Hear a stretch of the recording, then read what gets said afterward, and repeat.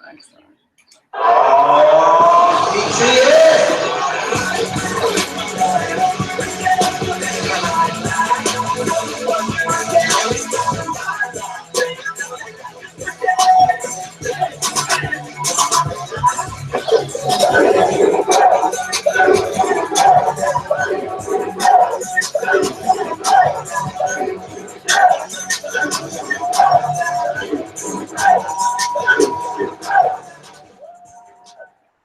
$15.15 now proudly brings you the GTS Podcast, Guys Talking Smack, the weekly review where we talk about whether Smackdown was a smack up, smack downer, or a smack in the face.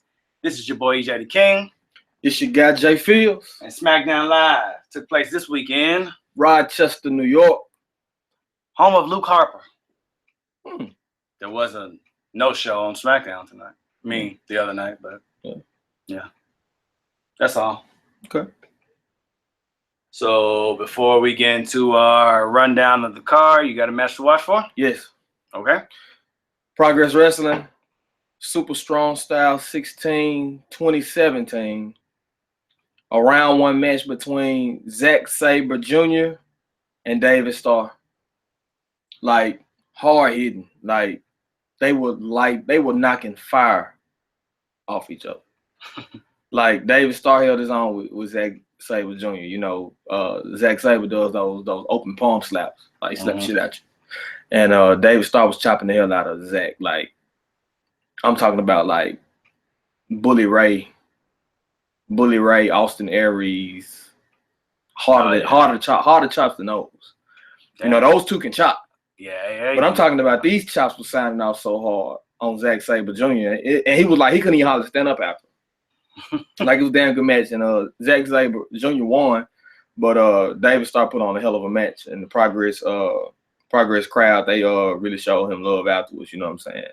David Starr, he's kind of been like he's been all over the independents, been over in Germany, been over in Japan. He wrestled stateside, you know, for a few promotions, and now he's been doing Progress. So it's a possibility because the fans really gave him a high reception. That it's a good chance that he'll end up doing some stuff with Progress a little bit more or whatever. So some potential interesting matches if he does. But Zack Sabre Jr., David Starr, Super Strong 16, day one, round one of that tournament. All right. News and rumors. Emma is cleared to do in-ring activity again, so they said she'll be making her return sometime this month. What's this, June? Yeah. It's Raw. So Great Balls are fired this month. It's always next month. No, it's next month. 3 weeks from it's next month. Next month, okay. So maybe she'll get inserted into the title picture because they need somebody new now. Because I mean, don't even get me started on Raw. Raw's women division right now.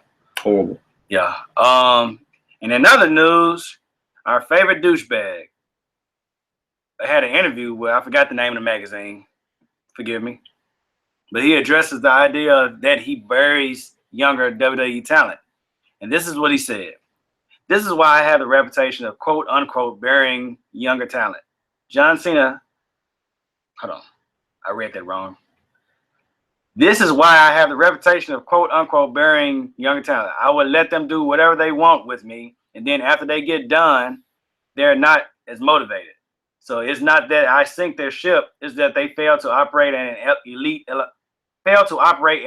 level. And I'm on to the next person. To whoever it is, hey man, bring your best punch and I'm gonna punch back. And they don't take that attitude beyond me. Thoughts? He almost had me. He almost had me like, well, but then I thought about two specific people where that wasn't the case. And that's Bray Wyatt and Rusev. And well, really three, because if you add Umaga in there. Oh yeah. You know. Now, can't really speak for any of the other people, but I know for a fact that Bray Wyatt losing the feud is what kills the push or the motivation, because then you do go on to the next person. Yeah. And you're not gonna have the same fire because you just came out of a feud, and then WWE with their logic, they're gonna throw you to somebody else. Like, who did he go after John Cena? Ryback? Like didn't Bray Wyatt go after Ryback? Yeah, Ryback, like right Roman after Reigns, that. Yeah, I mean, like that's terrible. Yeah. I mean, like he didn't win the feud. Then in the summertime, he fought Jericho to have a credible victory. Yeah. You know what I'm saying? And that feud wasn't that good either. You know what I'm saying? So same can be said for Rusev as well. Like I think after Rusev got through the program with him, Rusev fell back into the United States title picture, which, you know what I'm saying, like he lost the title to John Cena anyway. Right. You know what I'm saying? But they made him fall back into that role after John Cena was doing his little open challenge thing. You know what I'm saying? So I mean, yeah. I mean, you know, once I started reading, I was trying to give him a chance, but like it didn't do nothing for me. It's pretty much what we already knew. Like you can say what you're saying, but it still means the same thing. You're burying the guys who should be elevated. Exactly. And if you're not willing to have your shoulders pinned on the mat, then it's your fault. And it I mean, for everybody. Only person I can say it didn't kill their momentum was AJ Styles. Yeah, but you know what I'm saying? I mean, I think it was impossible to do that with him. Right. You know what I'm saying? So, yeah, I get that. Even like, I mean, you know, everybody, I mean, you have some credible losses to John Cena from certain people, but like, you know, when you first think about burying and talent, you know, first two coming to mind is Bray Wyatt and Rusev. Right. Rusev came out in a fucking tank. Yeah. I watched that entrance the other day. I was like, man, that shit was cold as hell. And boom. You know what I'm saying? Bray Wyatt came out with had the little band playing WrestleMania, which we was there. Mm-hmm. Lost. You know what I'm saying? So it's just like, I don't know. I mean, I can see where you kind of gotta take the ball and run with it if you get the opportunity, but honestly, and this is unfortunate, but there's really no bigger match in WWE than John Cena that you can have. Mm-hmm. There's no bigger match outside of a Brock Lesnar, but I mean, we know how those matches tend to go.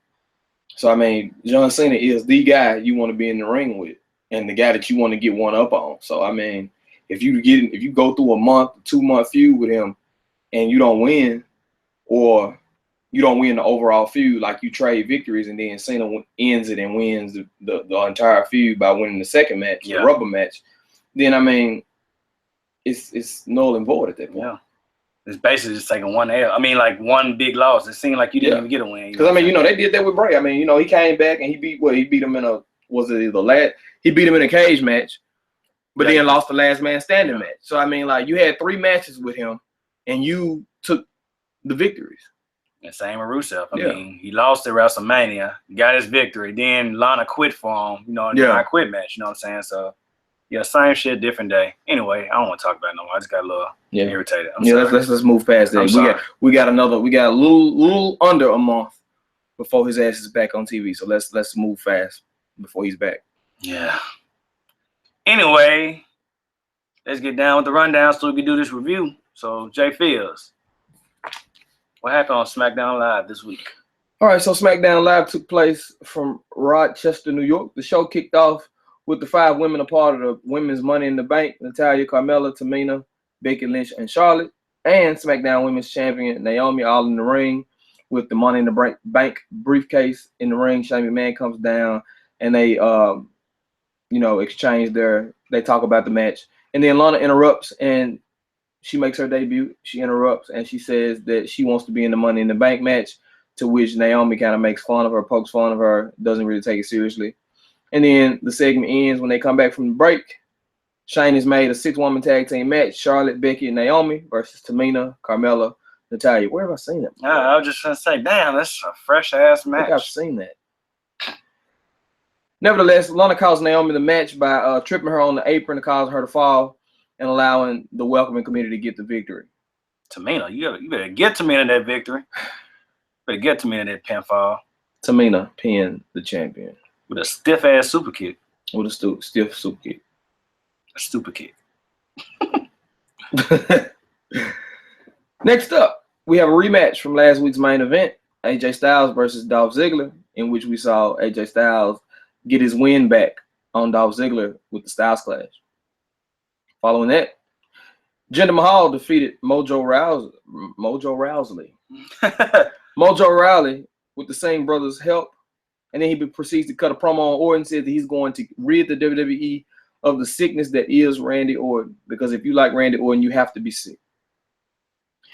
Orton returns the favor backstage in an interview basically saying that he's been talking to the greats, and they, he's talked to Flair, he's talked to his dad, he's talked to some of the legends, blah blah blah, and that his actions are going to speak louder than any words that he can say come Sunday. Next up, Fashion Files. With this time, with the New Day. The New Day come to the fashion police looking for some dirt on the Usos, and they have their exchange. This is an extremely funny segment. I'm pretty sure we'll talk about that a little later.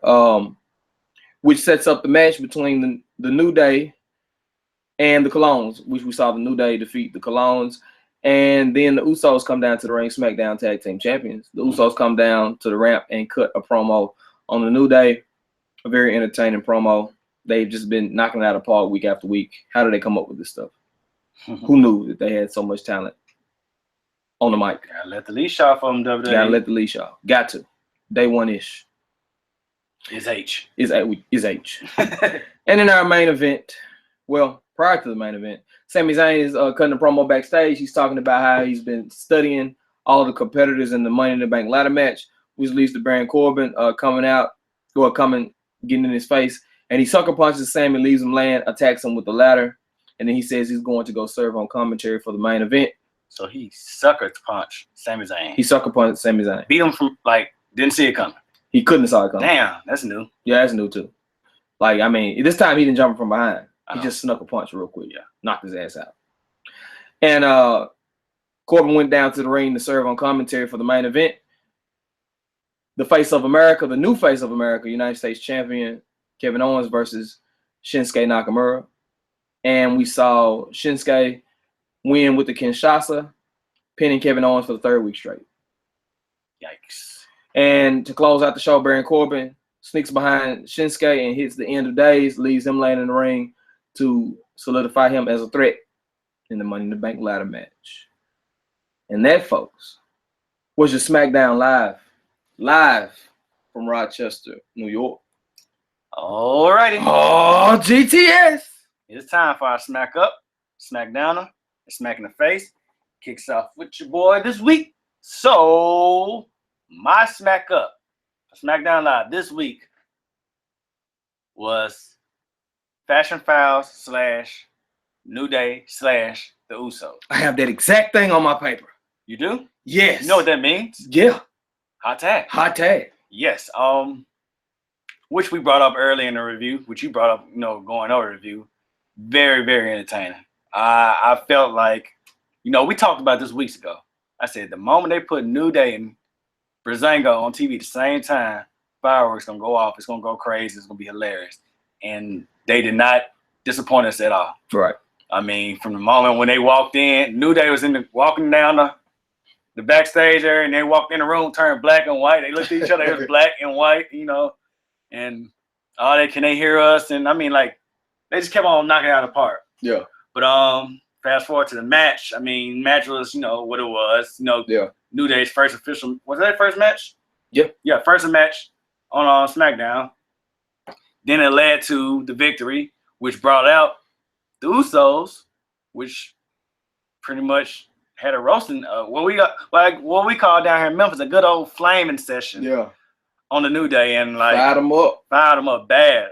I'm sitting there tripping damn. It felt like a rap battle a little bit, but you know what I'm saying? But I'm excited for this match. I'm excited to see what's gonna go on.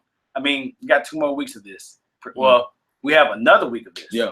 And I'm pretty sure that's gonna lead up to probably a one-on-one match probably next week, just to set it up or anything. But that was easily my favorite part of the show last night. And I can't wait to see what else they do. So, hot tag. Well, that you pretty much said exactly my thoughts behind it. This is why I chose it as my smack up as well. Like the whole segment from the Fashion Files to the match. The match wasn't bad. It was decent. Mm-hmm. It did what it was supposed to do. And then we got the Usos. And these guys are just too good. They're just too good. And we know how good New Day is on the mic, and they hadn't really even just shown they on SmackDown, they hadn't really just come out unglued like they were on Raw week after week. So we know the New Day is gonna return the favor, and they're gonna have some damn good promos between the Usos and New Day. Because I'm pretty sure it won't just be one match. Right. You know what I'm saying? No matter who wins or who loses, it's not just gonna be one match. Because this is a money match that you can have month after month after month that you can build towards. Exchanging victories, maybe exchanging titles, DQ count out. You can just do different things to keep it going. So I don't want to see it end. And the fact that Breezango is included in that, maybe we'll get a triple threat tag team match somewhere down the line, or a 4-way. Throw the Colognes in there.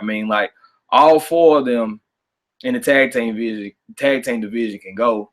All of them are capable of a really good match, a really entertaining match. And let's not even forget, American Alpha, where the hell are they? Yeah. They opening up on main event from what I'm reading. Oh, okay. So, the fact that pretty soon they're going to be mixing it in with all of them as well, this is going to add even more fuel to the fire. So the tag team division right now is one of the strongest divisions that we got on SmackDown. Well, it is the strongest division. I can go on record and say it's the strongest division that we got on SmackDown right now.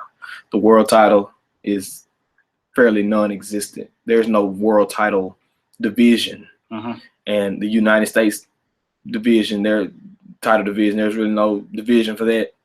The women's division, I would say, in my personal opinion, would be a close second. Yeah, that's what I said. I was just going to say the women's division is pretty solid. You know what I'm saying? Everybody's involved doing something. So, but yeah. Since the SmackDown Live, since they split the brands back up, I would say that the tag team division has been the most consistent division on the brand. Yeah. Because, we had to sit through that whole Ellsworth and AJ Styles and Dean Ambrose thing with the world title.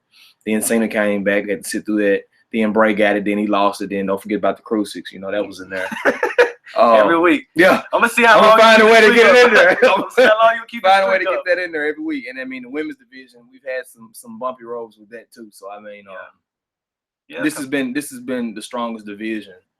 Because we got the Wyatt family, we got American Alpha. Even Heath Slater and Rhino had some entertaining moments right there in the beginning. So, and now we got the Usos. So, to me, it's been the most consistent. And we've been getting really good matches, too.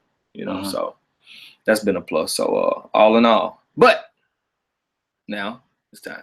Blum, blum, blum. And we could probably go in a multitude of different directions. So, I'm interested to see where things went downhill for you. So, okay. EJ, what was your SmackDown this week? My SmackDown this week was Baron Corbin. I dove straight into it. I'm beginning to get turned off, no homo, to him. I constantly bring this up, the backstage jumping somebody all the damn time. Yeah. I'm bored of that. It doesn't do anything for me. I know it helps his character some, I guess, because even Shane brought up on Talking Smack, Baron Corbin's on the road. He took out 2 people today. But he took out somebody backstage. He took out somebody in the ring from behind. You know what I'm saying? You don't get no credibility for that. You know what I'm saying? This doesn't do anything for me. And I brought that up when I was watching SmackDown. I'm like, this old jumping people shit is getting old. And I'm a fan of his in-ring work when he's involved in the match, but anything outside of the ring, I'm not a fan of right now. Anything.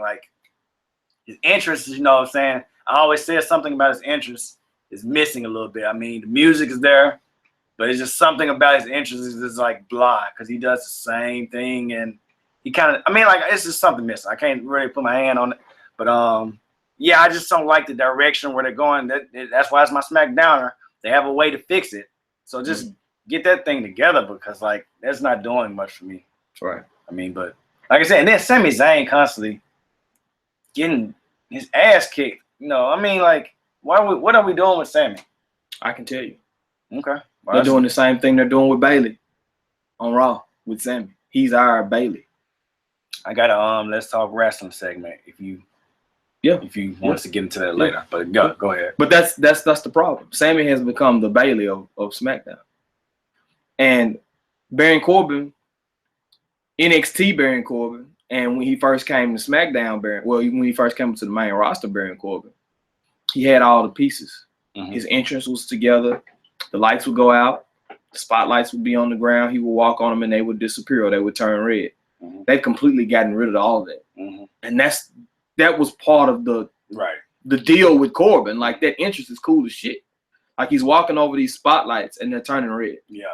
And then when he walks over the last one, he stands there and then he comes out. Now he just walks down to the ring and the Tron behind him all fades to black. Yeah. That's not cool. That's not it. But my problem, and I feel you 100% on that, but my issue with Corbin is slightly different. It's the fact that, yeah, he's jumping people from behind, but dude, you almost 7 foot tall and you jumping people. Yeah. You don't put a monster. Monsters don't jump people from behind. Kane didn't jump nobody from behind. Undertaker, Big Show. You don't jump people from behind when you're that damn big. Mm-hmm. You jump people from behind when you Dolph Ziggler size or somebody, you know. Sucker punches. Yeah, you sucker punch people when you a little guy. You don't jump people when you that damn big. Yeah. Sid Vicious, Kevin Nash, they didn't jump people. No. Those were all sustainable monsters in wrestling over the last 20, 30 years. Yeah. Sid Vicious didn't jump people. If he was going to get you in the ring and do some damage to you, he was going to do it to you right there. He wasn't going to jump you. He might powerbomb you 8 times. Yeah. But he'll overdo it. Yeah. He gonna hit his move more than one time. That's how that was That's the how you do it. that you got. Mm-hmm. Kevin Nash is going to jackknife you out the ring. Mm-hmm. You know what I'm saying? Through a table. I mean, like, that's how you make an impact. You don't just keep jumping people from behind and you that big. Too damn big to be jumping people. If he wanted to make an impact, what he should have did is he should have hit the end of days 2 times on Shinsuke. Got out the ring and said, no. But we don't ever get a chance to really see the emotion because he too over the top, yelling at the referees and the officials that come down and try to break it out. Fanning out the crowd and stuff. It's like he needs to be more in tune to what's going on in the ring. Like, let me focus on this dude that's standing in front of me or this dude that I want to take out. If you're going to take somebody out, take him out for it. Don't just jump him from behind. Mm-hmm. That's Kevin Owens type stuff. You know what I'm saying? That's what Kevin Owens do. He'll come in the ring, hit a slick, pop up powerbomb and get out the ring and, throw it in your face because that's the type of character that he has. Right. Corbin shouldn't be rocking this type of character. He's too big for that. Yeah. You know what I'm saying? I think that's where they're losing it. It's adjustable. Like I said, they just got to, get that back flowing. Because like I said, we was hot on Corbin for a while, right. Especially around December when they had the triple threat match stuff. Like, he couldn't really do no wrong. But like I said, it's just like every feud he gets into. Oh, somebody get an interview. Look out for Corbin. You would think Sami Zayn, but like, I'm straight on these interviews right now. Like, I'm good. We could do it. We can record it. We're bearing it. Like, he should be like looking paranoid every time he get an interview. Exactly. You know what I'm saying? Like, and at the same time, that doesn't help Sami Zayn's character. But too many little man. Let me beat up the little man. And I don't know why they love that storyline so much. They've done it. It's been overdone. It's been overdone. Mm-hmm. Mark Henry did it. Big Show's done it. Ryback did it. Sheamus has done it. Like, let's stop doing the little man. I'm a little man. You bully and shit. Yeah, like they're trying to get away from that bullying shit, but like they constantly doing it. Yeah, they keep going back to it. I mean, who knows? Maybe, like I said, maybe they can fix that shit. I'm trying to be patient with it. I'm gonna be patient. Like I said, it's a downer. It's not a smack in the face. Right. He did spike Shinsuke with that. He spiked the fuck out of him with that end of days though. Yeah. So, nevertheless, that wasn't your Smackdowner. So, what was your Smackdowner this week? My Smackdowner this week was everything involving Jinder Mahal and Randy Orton. Everything. Everything. From the time they appeared on the screen to the time that they were no longer on the screen. Everything within those 2 segments absolutely sucked to me. You mean to tell me now Mojo Rawley, he's just innocent bystander this week. I'm not gonna rip him because he's doing what they gave him. But you mean to tell me that your WWE champion, Jinder Mahal, this new gender, don't hinder gender, can't beat Mojo Rawley clean before his WWE title match against Randy Orton? Yeah. And I'm supposed to believe that he's a credible champion and he hasn't beat anybody clean ever. He's beat nobody. Everybody's put him in the ring with. He hasn't won 1 match on his own power. He didn't beat Sammy clean. He didn't win the 6-pack challenge clean. To fight Orton in the first place, he didn't beat Orton clean. He couldn't beat Mojo. AJ. He couldn't beat AJ. He couldn't beat Mojo on SmackDown. Mm-hmm. Why is he the champion again? Because of India. Because of India. I think India deserves a better brand of champion. I agree. If that's if this is where we're going with this, if we can expect for him to have a longer reign, he needs to beat somebody clean. Mojo, right? You can't beat Mojo.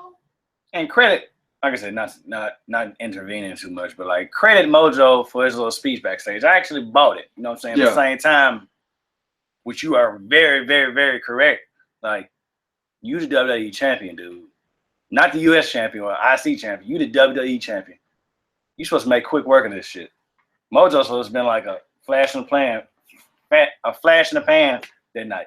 Right. And it ended like, Mojo actually got offense in and made it look like a struggle. And the Singh brothers had to get involved and all this raking of the eyes and shit. I'm like, dude, this your champion. It should have just been like, hey, I'm on. Mojo even brought up on Talking Smack that like, it's a different gender from last time I fought him. That title should have made him like, you know what? I don't want to let this title go. I'm going to step my game up. He could have easily beat Mojo clean and everybody would want better eyes. Like, right. He motivated. He's champion. He's supposed to be. And they would have added more credibility, even though it's Mojo. It just would have added more credibility to him being the champion, him getting ready to fight Orton. It would have made it more believable for him to beat Orton. Like I'm not looking at this with blinders on. It's just a simple fact that, like, I'm an older fan. You're an older fan. Mm-hmm. As older fans, I think at some point, I talk about this all the time, I think we deserve, as fans that have been here, I think we deserve the benefit of the doubt sometimes. Mm-hmm. And they never seem to do it. They just never seem to do it. They always seem to pull back and give to the casual fan, the fan that comes around for the big shows, the fan that comes around for the WrestleMania moments, rather than look at the fact that, like, hey, we know that their fans is watching this that's going to pick this apart, or we know that their fans is watching this that don't see the sense in this. They want to see real storylines built. Like, the storylines are terrible. Mm-hmm. Most of them are horrible. And the way that the thing about it is that it wouldn't be so bad if they played out differently. Like, okay, I understand. Okay, let's get Mojo back involved. People have been talking about it. Mojo's even been tweeting about it. Okay, get them back involved, but still have Jinder win cleanly. Mm-hmm. What does this do for either one of them? The match should have did something for somebody. Right. And it did nothing for either one of them. Mojo lost. Didn't add any credibility to him. Nope. And Jinder's the damn champion, and it didn't add any credibility to him. And he needs all the credibility in the world because there's plenty of people that don't want him to have the belt anyway, or are only okay with him having the belt just so Orton don't have it. Or plenty of people who should be in that position besides him. Exactly. Yeah. Can we please get a cash in next Sunday? I don't even want to wait. I never want the cash in to happen the same night or like just be an instant thing the next night or whatever, anything like that. I've always enjoyed the extended Money in the Bank storyline where you win the briefcase and you don't cash it in for months. I've always enjoyed that. But I don't want to wait. I really want this to be over with. I don't care who wins the Money in the Bank. Just can they please cash in, take the title, and we move beyond Jinder Mahal, Randy Orton. I just want to get away from it. I really do. Who won it last year? Dean. Okay, I just been saying. He cashed it in the same night. I was just saying, when's the last time as a face actually had the briefcase? Now, Dean was last year. Yeah. But I think before that, I mean, it's been a minute. I guess Seth was the year before that, wasn't it? Yeah. Then it was Daniel Bryan. No. It was Dean, Sheamus, Seth, Randy. And then Okay. Yeah. Daniel Bryan not at all, but I mean, I just thought about it. Yeah, that's crazy. Yeah. But yeah, you're right. I mean, like, maybe not. I mean, I know you said you want to immediate cash in, but like, I'm not even ready for immediate cash in because that's gonna open up a rematch and that's a new storyline. I mean, I'm kind of like, I was okay with Jinder Mahal being champion for a minute, but like, just the storyline for both brands. As far as Raw is starting to pick up. As far as this main it's title, definitely picking up. You know what I'm saying? As far as their main title, but ours is kind of like it's like lower. It's like the prestige of the belt is like real low. It's right dry. now. It's so dry. You know what I'm saying? It's like that's bad when the United States and the IC title are more important right now than the WWE title and the Universal. But the Universal, like I said, they getting this shit together now. They got they got opportunity to change that. You know what I'm saying? They got a premier match. Yeah. We have Jinder Mahal and Randy Orton. Again. And is there any adjective to add to that? It sounds as good as premier? No. No, there isn't. There isn't an adjective for that. Yeah. But I digress. So,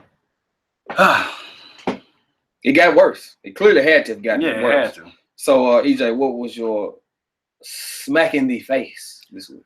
My smack in the face this week was the main event between Shinsuke Nakamura and Kevin Owens. And my reason for that, number one, it's too damn early. These are matches. They said this is a dream match. I know. I mean, we're not sitting there saying we dreamed of having Nakamura and Kevin Owens in the ring. Not saying that we didn't want it, but I wouldn't say it qualify as a dream match.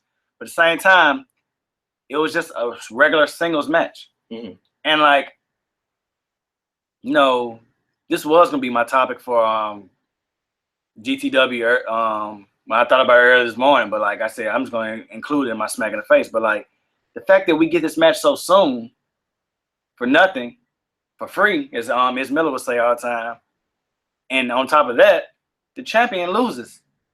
This is like what you brought up, his third time losing. Now I can't recall a time he won since he's been in SmackDown besides at what's the last Backlash when he beat AJ. And beat Chris Jericho, I guess, at Payback, but that's not a SmackDown pay-per-view. But like, and he got the he pinned Sammy in one of those little tag matches or something like that. I mean, it's just basically like I said, it's just this match happened too soon, and I wish WWE would stop prematurely or stop being impatient of giving us these type of matches, especially when it doesn't mean anything. Right. Yeah, I understand the build for Money in the Bank, and like I said, I'm not sitting there saying I requested for another tag match involving. If they're going to do a tag match, they can do something different. Like, hey, you're going to have to team up with AJ Styles tonight instead of having heel versus heel, face versus face. You know what I'm saying? No, like, I mean, they could do something different. You know what I'm saying? Incorporate that. Make people fight each other. Like, Baron Corbin versus Kevin Owens has been good. Just do it. You know, they're finna fight anyway. You know what I'm saying? But I just and he did punch him in the face. Well, yeah, punched him in the face the week before. Yeah, during the tag match. Yeah, correct. You know what I'm saying? So they didn't even go back to that. You know, they didn't even bring it up. He's sitting there at commentary just all willy nilly and fine and messing up on commentary and shit. Baron Corbin. But it's just like I said. This Nakamura and Kevin Owens shit should have been a bigger deal than it was. If it was for the U.S. title somewhere down the line, it'd been a big deal. But just have a regular ass match on SmackDown between them two, I just didn't really need that. And like. That really disappointed me because, like I said, I knew the match was coming up, but at the same time, it's like I was expecting something a little different, especially not to see Kevin Owens. Just, of course, I know they want Nakamura not to get pinned right now for a while. You know what I'm saying? Or however long they're gonna do that, but I just want them to do more with that, and they completely dropped the ball, in my opinion. Right. You? That's the problem with the main roster shows. Mm-hmm. They give away way too much. I mean, main events on NXT television, main events on TakeOver, matches on TakeOver just mean way more. Mm-hmm. Like that's just not something that you just get just because we gotta have a show this week. You know, so we gotta do something to try to keep people watching because we know, hey, there's other things people may want to watch instead. It just don't work for me. Like. Right. I was okay with. I think the match was good. It was actually in my near falls as a really good match. Mm-hmm. But the fact that they don't build them. They don't. It's just a matter of storyline. They don't build things to where like from week in to week out to where like, oh my God, I can't wait for this. Right. Oh my God, when this happens, this is gonna be great. They just give it to you immediately, and you don't get a chance to build up any desire to see it. You know what I'm saying? I mean, like. NXT, you get it builds up. They're not just right in the ring in a 6-man tag. They're not just right in the ring in a tag team match immediately as soon as somebody shows up. It takes a minute. Yeah. You may have to wait 3, 4 weeks, 2 months maybe for somebody to actually get in the ring with each other and touch. And like I said, like I even, for example, the Hideo Itami and the Roderick Strong match. Mm-hmm. Didn't know you were gonna get it. Right. But when they announced it and they said next week, on NXT, you're going to get Roderick Strong, Hideo Itami, determine who's going to go on and fight Bobby Roode. Mm-hmm. Regardless of who won, you had a week to get ready. Because you like, I can't wait for NXT next week. This is going to be a damn good match. And they delivered. They delivered. And that's the one thing about NXT and other promotions, that they do a good job of, when they set something up, they allow it time to breathe before they just jump right in there and say, this is what we're going to do. We're going to have this match right here. And then it never delivers. I found out Monday night Shinsuke was going to fight Kevin Owens. Right. And it's like, damn, I mean, that ain't even a full 24 hours, because you showed me that commercial while Raw was on. Right. So you gave me less than 24 hours to get even excited about the main event. And on top of that, if it's going to happen again on down the line, and it's not going to mean anything. Exactly. And they were just in the ring with each other 2 weeks straight. Yeah. So why am I going to be excited about it? And that's what I'm saying. That's the problem with the Raw and SmackDown. I want to say both of them. But NXT got it. Yeah. But they watered down great matches or great, potential rivalries. They overuse the matches so many times, so when it finally down the line, it means something for a title. It doesn't mean anything. Right. Think about how many times we got Sami Zayn and Kevin Owens in the last 2 years. And they completely, like I said, even though they knock it out of the park majority of the time when they get in the ring, but we've seen it too many times to get excited about it. It's always like, it's like you won't enjoy it until after it's over. Like, that was pretty good. Yeah, Miz and Dolph Ziggler, same thing. Remember they did that storyline every week. I mean, like, you have these people who, like I said, that's the good thing about the brand split right now. You have two people, as far as Seth Rollins and AJ Styles, that haven't been in a one-on-one match yet. Yeah. So when they finally do, it's a big deal. I understand there's circumstances right now because they're on two different brands, but like, you have certain wrestlers that we can write on paper right now that hasn't had a one-on-one match. Like Finn and AJ. Finn and AJ. Haven't had Nakamura and Finn. Yeah. No, AJ and Nakamura and WWE, what I'm saying? Like, there's a lot of people who haven't had that. Like I said, what was it, about 2 or 3 weeks ago when AJ and Nakamura was face to face? Yeah. That's supposed to have been huge. They did it too early, I feel. Right. You know what I'm saying? So they just had to get another big name in the match. Yeah. And you got other people that's just as capable of having really good matches. I mean, like, my problem is, like, you don't have to go to the same people every time to deliver you a quality main event. You don't have to go to the same people every time to deliver you a quality match. Sometimes you can go to somebody that's on the rise to deliver you that main event match or that damn good match. I mean, like, take, for example, Pete Dunne. Pete Dunne and Tyler Bate. They stole the show at TakeOver. But they weren't the main event. They were like the second, third match on the card. And they stole the show, though. That's the type of wrestling that I think we all deserve. And I shouldn't be forced to have to wait for Wednesdays, wait for takeovers, subscribe to Progress, subscribe to New Japan, subscribe to all these different promotions just to get good wrestling, when right here, the wrestling that I've been watching my whole damn life and been supporting and patronizing, paying my money for, won't give me that. Only once in the blue moon, because it's all about the moments that they want to create. Yeah. Main roster should be ran like NXT. I mean, it writes itself. How many times do we? I was just gonna say, how many times do we say it? Like, y'all have like the open book test right there, and y'all choose not to use it. All the damn talent you got, and you can't figure out how to write this, man. Ty Dillinger, Luke Harper, people that haven't been on TV, still not on TV, and Shane McMahon mentioned them on Smackdown. I still don't understand. I mean, not saying there saying like Luke deserves it, but like I still don't understand why Ty hasn't been on TV. And these guys are in their 30s. How much time we just gonna let them sit and cramp up to when they put them in the ring, they're gonna blow out a knee? They're gonna tear a they're gonna tear a rotator cuff and be out for a year. I mean, like, use what you got. I can't go to all the live events. I can't be in Wallahoochee, Mississippi for the live events. I need to be seeing these folks on my television. Yeah. That's the hell you brought them up for. And if you're not gonna use them, send them back to NXT. Because I'm not finna watch Superstars and I'm not finna watch main event just to see these folks. I'm not. Nope. I'm not. WWE get enough of my time already as it is. You sure right. They get enough of my time already as, and they disappoint me a lot more with the time that I give them. They disappoint me a lot more that time than they actually do satisfy me. So therefore, I'm not finna get them no more of my time. No time, no time, no time. No time. Shout out to Fantasia. Anyway, that wasn't even my smack. I know. I'm sorry. I know. I'm just getting fired. I didn't enjoy this show. It was okay. It had some moments. I agree. It just wasn't the best thing going. I enjoy Raw way more. Way more. Like I said, I didn't get to fully watch Raw, but like I said, SmackDown was watchable. Yeah. Like I enjoyed watching it, but it was sit there and say, man, y'all got to watch SmackDown this week. It wasn't like last. I think last week was pretty decent. I like SmackDown. Last week was pretty decent. So like it wasn't like that, but my wording for describing this show just wasn't as good as it normally is. Like I'd be like, hey, it was dope ass SmackDown. Right. Damn good SmackDown. Even as the show was on, I'm like, I'm in tune with it. But like I didn't feel it. They didn't give me the best show. So maybe they saved it for next week. The go home show? Maybe. I doubt it. I mean, I think they're gonna try to stock it all into this pay-per-view.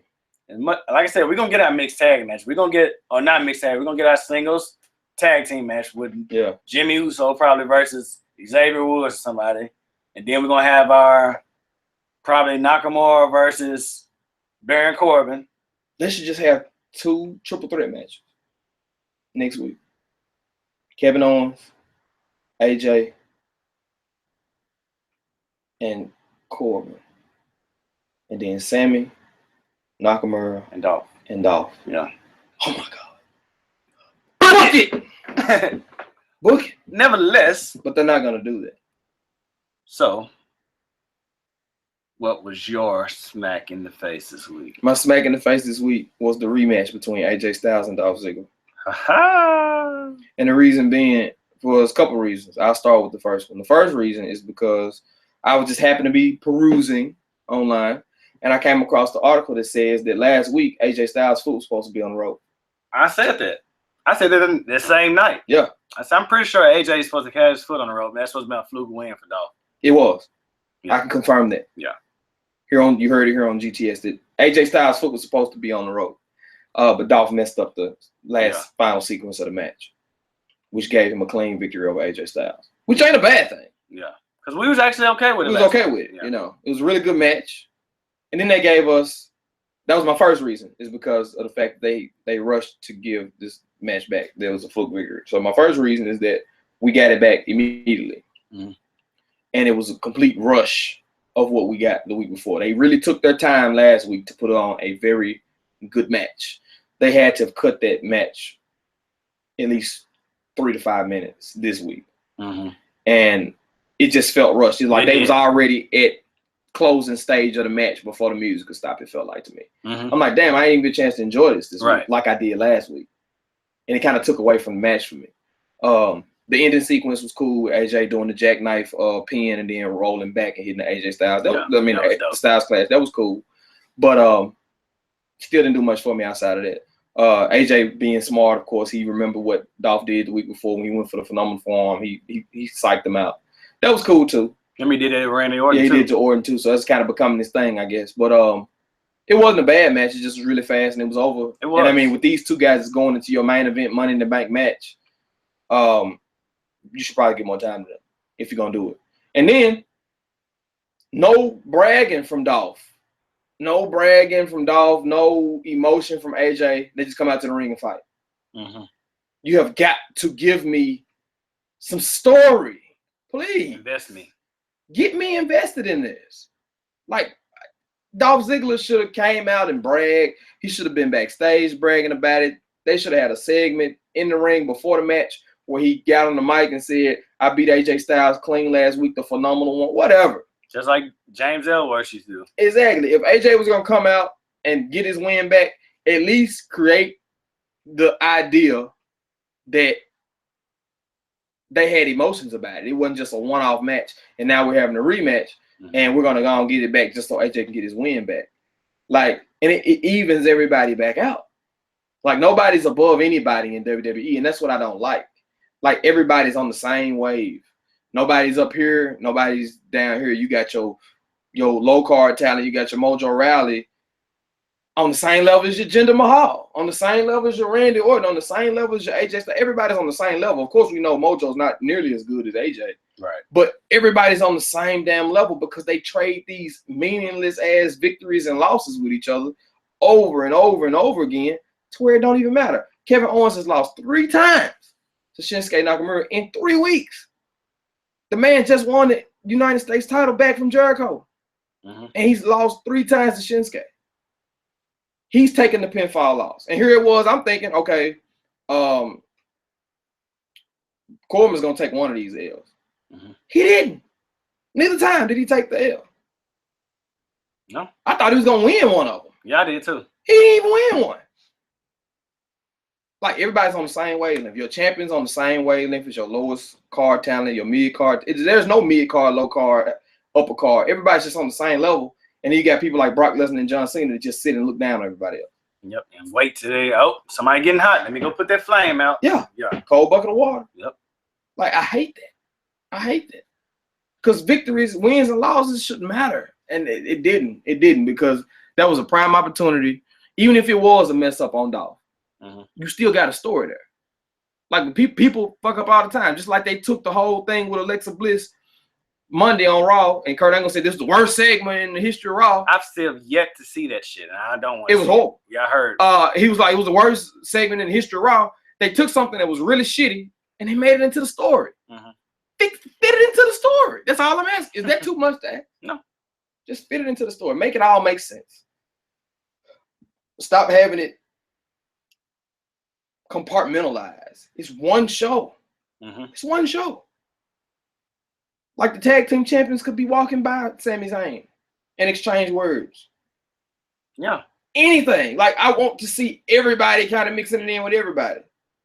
Yeah, not the same people involved every week. Yeah. Like Stone Cold doing his run with Triple H.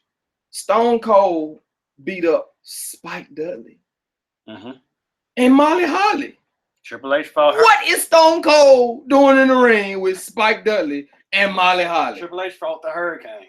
Triple H fought. The Rock fought the Hurricane. Yeah, you know what I'm saying? Things like that. Different. Everybody mixed in together. We one big pot. One pot of WWE. And I'm 100% positive the Rock fighting the Hurricane put the Hurricane over. It did. And he lost. You know what I'm saying? Everybody, because Rock was heel. I mean, do things like that. Yeah. Let us root for the underdog in this way. Let us elevate a new superstar. I mean, great point, my brother. One pot. I want one pot. I want one pot of WWE. That's it. I want gumbo. I want gumbo. Mix it all in. Mix it all together. I want a WWE gumbo. I want a stew of WWE. I don't want all this separate shit. Yeah. I want that. I want one pot. One pot. Get everybody in there and mixed in together. If you're going to have your brands, that's fine. That means I got 2 pots of gumbo. I got Raw gumbo. I got a Smackdown. I don't want all this separation. You want one divide in your plate. I want one divide on my plate. One. Just one. I don't want Golden Corral. You want your food touching. That's what you're saying. Yeah. I don't want Golden Corral. I don't want all this shit up here together, and I'm supposed to make a meal out of all this shit on this damn buffet. I want one damn thing. One thing. Gumbo. I want gumbo. Great analogy, my brother. Yeah, thank you, sir. Thank you. But you pretty much hit the nail on the head. Quick match. It was a quick match though, so I think that's it for our review. You got anything else?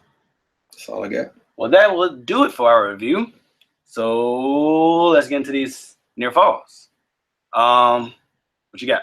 I don't like Lana's introduction into the women's division. I don't like it. Yeah. And I'm gonna leave it at that. I'm pretty sure I have a reason to talk bad about it next week. So I don't like it. It feels rushed. You putting her in the title match, and they're probably gonna give her the title. I just feel it. I feel like they're gonna give her the title. Nah, I don't think they're gonna do that. But they said, I read something that said they're putting her in the same position they had Eva Marie in, just trying to recycle that storyline and try to get her not necessarily coming out and not fighting every week, but like, I guess picking up where she left off. You know what I'm saying? Like I don't know, but like, where did Eva Marie leave off exactly? Nah, don't act like we wasn't buying into the storyline with Eva Marie before she failed the drug test. I mean, we were, but it was interesting. I like Eva Marie in NXT. I mean, I'm not shitting on Eva Marie, but I'm saying, I mean, like, she didn't have enough going at that point to say, okay, we're gonna put you in that same spot. Lana deserves her own spot, I think. I agree. 100%. Let's not recycle, because I mean they recycled 3 failed storylines. They tried to put her in the Emma spot.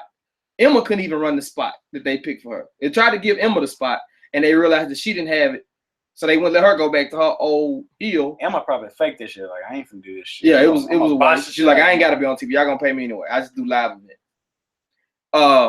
So Emelina failed. Eva Marie failed. Did it? Yeah, it did. It did because they never could get it off the ground. Now when she redid the thing in NXT, it was the best. It was one of the best acts in NXT. But when they brought it up to the main roster, it was going somewhere, and then it died because of the whole. Yeah, but I mean, I wouldn't say it failed. It just wasn't.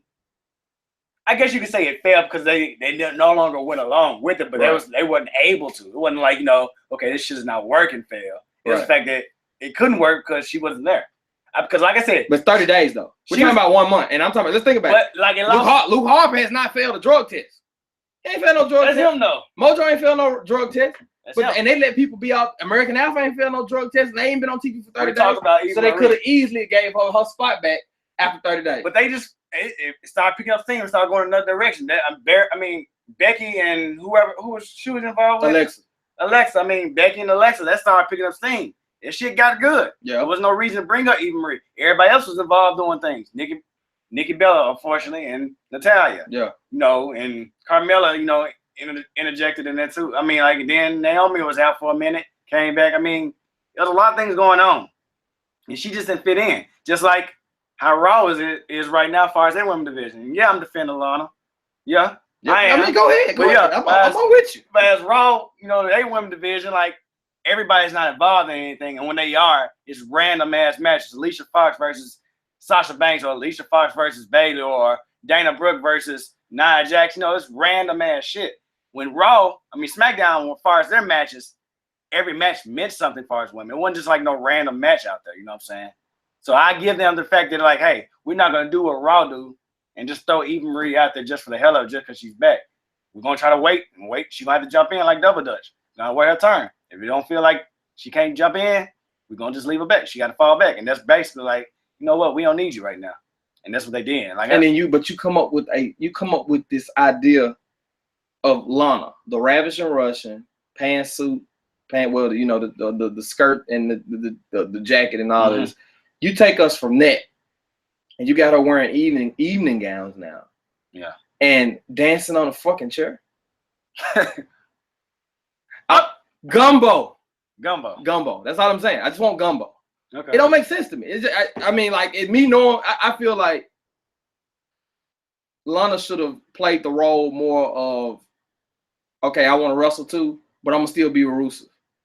Because that would have given Rusev more to do. And it would have been different from the whole Miz and Maurice thing because, Rusev is still Rusev.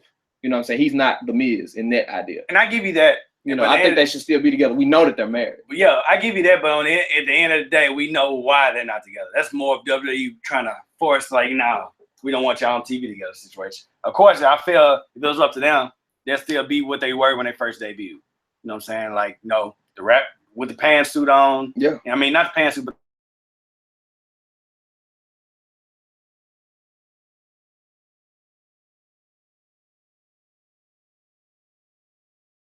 that's very stupid shit, you know what I'm saying? So I'm not putting all the black. Yeah, the character, as far as what Lana's dealt right now, it could be better. It could be something completely different. But like, as far as what they're doing, I'm not saying I agree with them doing what they're doing, like, as far as the Eva Marie thing, but like, that's what they're doing. What is she supposed to be? I mean, we saw her talking smack. Now she's pretty everywhere with her interview right now. So I mean, that's what I'm saying. Yeah. I mean, like, I don't even look at the talking smack. Just what is she? What is her character? You asking me? Yeah, I'm asking. I mean, why you putting me on? You like her? You a fan? Yeah, that's you a fan? You a fan? I can tell you about Alexa. Alexa, we love you. She in a messed up situation right now too, though. Listen to RBU. Anyway. I can imagine. I can only imagine what they're gonna do with that. Shout out Miller, Sterling. Yeah. But Alexa, we still love you. Lana, I love you. Ain't no we. I love you. You know what? You're right. It ain't no we. Alexa, I love you. Yeah, Calvin gonna hear that. I saw y'all a little beef. Don't get me started. Yeah. We gotta set that match. I'm gonna set up. That's gonna be a separate podcast. The Alexa Bliss debate. Yeah. That's a lot of beefs. Anyway, I think that's all their fault. I mean, is there anything else? I ain't have anything else. That was on the other thing. Like the Kevin Owens, we talked about that already. Kevin Owens Shinsuke, the match was good.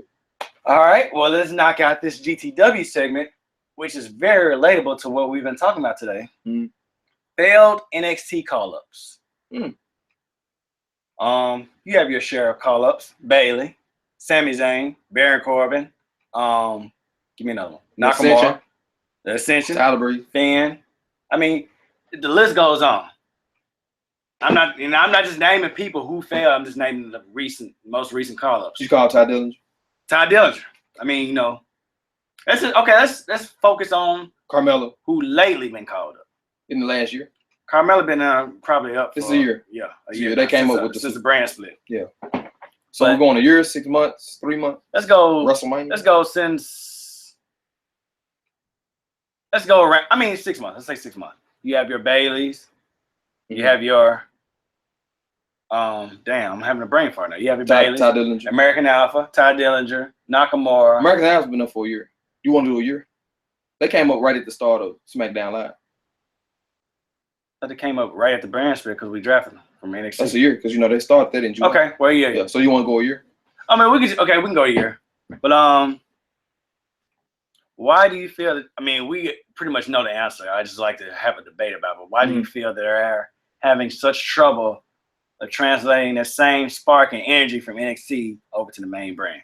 And I specifically brought this up far as for number one, I wouldn't even go more than a year for Bayley and Sami Zayn. Quite simply, Triple H is not there. Mm-hmm. Triple H is not running the day-to-day for Raw. He's not running the day-to-day for SmackDown. His team of people in NXT are not the team of people for SmackDown and Raw. I mean, at one point, SmackDown was holding it down, as far as storylines and things like that, but they're hit or miss now. You know what I'm saying? Raw has been hit or miss. It's been hard to watch. Mm-hmm. It's been more watchable the last maybe month for me. I've been able to sit up and not be like finna pass out sleepy or sleep at 8:03 because that was the time. 8:03 was the time every week. I'm dead before 8:03. And but it's Triple H. I mean, like, Vince McMahon is setting his ways. You know how old people are. Mm-hmm. I mean, when old people get older, they don't want to change. They want to do things the exact same way they've always done it. They don't want to use a cell phone. They want to keep on. Where are the pay phones at? Where the beeper at? Where the beepers at? Well, they don't want to. They don't want to go over the cell phone. What is this thing? What is this texting thing? They don't want to. They never want to step into reality. They don't want to step into the present and say, okay, things have changed around me. Let me try to come along with the time. Mm-hmm. Vince is still crazy about the big monsters, the 7 foot, the big muscular people. He's still crazy about that. It would surprise me if he could enjoy a match, a ROH match between Jay Lethal and Adam Cole. Could he even enjoy that? If they put that match on him, could he enjoy it? They're not big and muscular enough. That's what I'm saying. Is it too much? It's like his philosophy has kind of poisoned wrestling today because we've moved on from what Vince likes. Yeah. And that's the reason why the people that we are fans of, the people that are over, he's like, okay, they can't make money. They can't make money for me. But he's the same person that gave the ball to Shawn Michaels. And Shawn Michaels has gone down in history as Mr. Russell.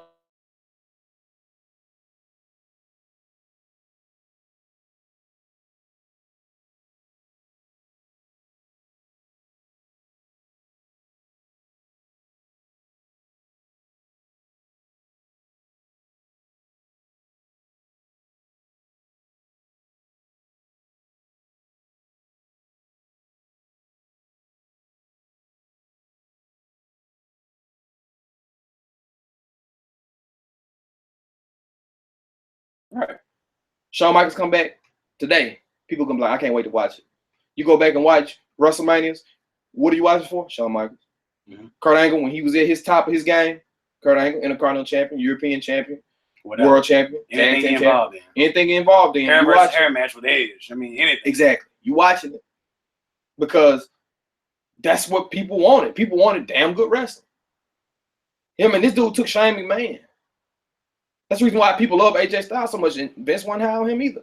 Mm-hmm. But it's like people have to come in and damn near break their back and prove to Vince that, okay, I deserve to be in this spot. Daniel Bryan. People had to literally ride. People had to literally, take over shows, and hijack shows with yes chants and all this stuff just to get the Daniel Bryan the main event spot because he was going with the two old guys, Batista and Randy. A match that nobody wanted to see. He knew they didn't want to see it. But he thought That's what But it was enough people. He wanted to sit in his damn recliner and watch Yeah. this shit. He wasn't thinking about everybody else. He thought it was enough. He thought it was enough nostalgia, enough fact that these are two people that have been champions, two people that were at the top of the company at one point. I can put them in a match together. Everybody gonna want to see it. No. So do you think there's a way to save Bayley? At this point, no. I don't think you can save Bayley because she got too much too fast. And we talked about this. Mm-hmm. This is the downward spiral for her. Like, she's not gonna come back up from this. She's not gonna come back up. I mean, it makes sense for them to make her come exactly. Back up. Yeah. They gave her the belt way too soon because she should have still been in NXT down there with Asuka, down there with those other girls. Should have still been down there. Have matches with Ember Moon, but they messed up their plan because you got to think about it. Mick Foley brought her up in like August. Wasn't no draft. Yeah. It was like August, September he brought her up. Mm-hmm. Right after Brooklyn Takeover, yeah. Right after Takeover. She tagged up with Sasha Banks. Yeah. Yeah. And she went right after Charlotte. Yeah, I mean, just like you said, I was just gonna sit there and say, like, I wouldn't even say disagree that she came up too soon, but like, is it the direction which you brought up as well, the direction they pushed her once she came up. Right off going to the title. Right off the ledge. Right, going to the title. Now, I mean, like I said, it would have made things. I think it was salvageable when her and Sasha, Bayley, and Charlotte was in that little thing going on in Charlotte. I mean, Bayley and Sasha was like best friend, had each other back. If they would have made Sasha turn, it would have made things interesting. Right. She could have went over Sasha. It would have made sense because Sasha already had the title about 4 times. Yeah. So it wouldn't have did anything to Sasha. It would have made her, it wouldn't squash her character or anything. They could have made that build keep going before she got that title. She won the title on Raw. They never got away from Charlotte and Sasha long enough to build anybody else up. That's the problem. That's the problem with this thing. Like, only one thing can be hot at one time with them. Mm-hmm. They don't have multiple things clicking at once. Which is the reason why they did the brand split again. The brand split really wasn't the best idea anyway, in my opinion. I'm okay with it because that's what I wasn't for it really either. But it really wasn't the best idea. But the only reason why they do it because they can't keep enough people hot at the same time. If everybody's in there together, they've forgotten how to write like they did back in the Attitude Era. When you got multiple people hot, you got with this dude over here, he on the streak, he got the Intercontinental title. You got this dude over here, he got the European title, and he's hot. Then you got this guy over here, he's the world champion, he's hot, but you got this dude creeping up on him, he's the #1 contender, he's hot. Oh, this dude just won the Royal Rumble, he's hot. You got all these different factors to keep everybody meaningful, to keep everybody mattering in the company. They don't do that no more. You got one person at a time hot. Nobody's hot simultaneously. Mm-hmm. Right now, who's the hottest person on Smackdown? Nakamura. He beating everybody. Mm-hmm. Everybody else is under that. When John Cena come back, you have John Cena beating everybody. And then they'll probably build to the Nakamura-John Cena match or whatever the case might be. We'll probably see Nakamura go over. Yeah. Because they want to go in that direction with him. But you don't have multiple people hot at the same time. That's why these losses and wins, everybody get their wins back. Samoa Joe just lost to Seth Rollins on the pay-per-view last week. Monday, just beat the hell out of him. And that's what I'm saying. It comes back circulating. Some people, not even though it still doesn't make sense, but some people have successful NXT call-ups. Yep. You have Finn. He had a pretty successful NXT call-up. I mean, he's kind of lost in the shuffle right now because they don't know if you want to have a storyline, a feud against Bray Wyatt or somebody else. Mm-hmm. You have Samoa Joe. He's getting his due. You know what I'm saying? You have certain people came up who are flourishing in that position. Right. I think the Revival still have been spinning if they'll be back this month. Injured, you know what I'm saying? Yeah. But like you have so much talent they called up and they're doing nothing with on both brands. I mean, you have your Apollo Crews. They're starting to try to get something going, but like that's a failed experiment after what happened this past week. I guess with him losing to Kalisto and shit at what was it? Kickoff show. The kickoff show, yeah. I mean, but really, is that really a storyline that we can call it a storyline? I'm not necessarily saying it's a storyline that I'm saying it's a storyline, but like this is something they called them up early. But that's what I'm saying though. I mean, like, is that really can we really say, okay, a year from now, are we still gonna be looking at Titus Brand and Apollo Crews? This is just something temporary that they're doing just to keep them on TV. But just like Sterling Miller brought up, this could work if they do it in the right way. Yeah, go ahead, I fully agree. Make that full turn. Stop trying to make Apollo Crews a tweener and make it interesting. Like, make him full turn. Make them buy into the Titus brand. Yeah. Buy in. If he's constantly losing, make him cheat to win. And that'd be that full turn. Maybe they are doing it. Like I said, we can always be impatient at times. But sometimes we know we're accustomed to knowing what the WWE is doing. So, I mean, but like I said, American Alpha, Ty Dillinger, and I mean, as far as our brand as well, like, these people are just flourishing, sitting backstage, opening up a main event and doing live shows, and they're over. You know what I'm saying? Yeah. Especially Ty. Ty came in at the Royal Rumble, then made this SmackDown Live debut after WrestleMania. Mm-hmm. And, like, haven't did anything with him. You get people like Mojo Rawley and people like, no offense, Jinder Mahal, getting these positions to go over at WrestleMania or have a WWE title, and you have these call-ups that you call it's supposed to be the next generation, the next step, next big thing, and you're constantly pushing them to the side like, wait, somebody else just came back from injury. We're going to use them instead of using y'all. Right. And I feel like you said, yeah, leave them down to NXT. What's the rush? NXT is flourishing. They make it work. I don't feel too many people were too – I don't feel like Ty Dillinger or anybody back there was like real impatient, like, man, I really don't like my run in NXT right now. I think it was very meaningful because the crowds are invested in their character. Of course, they wanted to make that main event money or be on that big stage so all their friends and family can see them more often. But, like, I just, it's call-ups, like, within the last year, which we brought up, is, like, really been, like, bad. Nia Jax, Alexa Bliss. Not everybody has a bad one, but, like, it's a lot of bad ones. I mean, it's more bad ones than good ones. Yeah. And that's why I had, like, you could be making stables. You could be having people pairing together. Like, instead of having the Singh brothers, nothing against them, because I know why you signed them. Mm-hmm. For the Cruiserweight Classic, you thought they had enough personality, whatever the case might have been. But why didn't you approach it in such a way to say, okay, I got the Revival. I got Dolph Ziggler. Why not make a stable where you got the tag team champions? And I mean, like, you've heard, probably know where I'm going with this. You got quality people in each division all working together to maintain all the titles in the company. Mm-hmm. You had the Nation back in the day. You had DX back in the day. You had the Horsemen. You had the Dangerous Alliance in WCW and the Horsemen in WCW. You had the NWO. The Radicals. You had the Radicals. You had all these different stables where you had quality dudes all getting along for the same goal, but they also had titles. You had the League of Nations, a waste. You had Nexus, a waste. Nexus was my first one I was thinking about. You had the Wyatt family, a waste. The last time you had anybody with titles in a group was the Shield. Yeah. But that was only 3 guys. Mm-hmm. You could probably go 4 or 5 with as many titles as you got. And now you got cruiserweights. They could be working together with some of the main event people. Yeah. You got all these different things. That is no consistency amongst everybody.